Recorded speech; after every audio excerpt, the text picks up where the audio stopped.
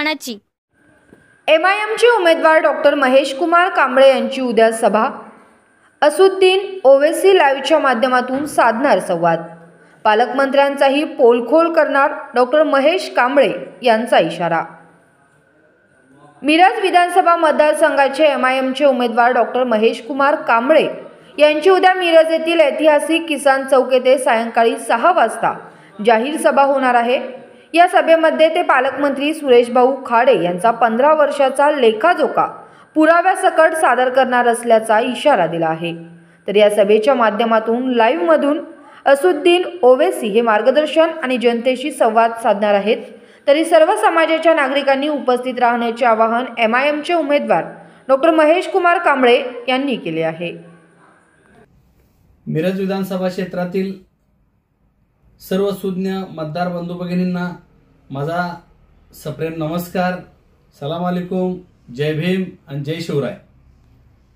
2024च्या विधानसभा निवडणुकीमध्ये एमआयएम पक्षाच्या वतीनं या मिरज विधानसभा मतदारसंघातील विकास घडवण्यासाठी, परिवर्तन घडवण्यासाठी मी विधानसभेची निवडणूक लढवत आहे आणि उद्या दिनांक 17/11/2024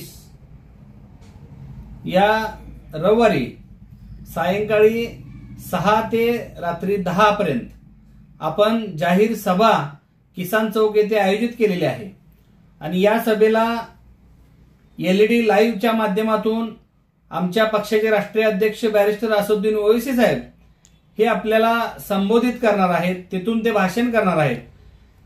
प्रचाराच्या मोठ्या मोठ्या दौऱ्यातून आपल्या मिरजेसाठी त्यांना वेळ देता आला नाही, तरी सुद्धा त्यांचं हजरत खाजा शमना मेरासाहेब बाबांच्या या सर्व मिरजकर जनतेवर असलेलं प्रेम, या गणरायाच्या नगरीतील सर्व जणांच्यावर असलेला विश्वास म्हणून उद्या बॅरिस्टर असुद्दीन ओवैसी साहेब आपल्याला सायंकाळी सभेतून LED लाईव्हच्या माध्यमातून संबोधित करणार आहेत।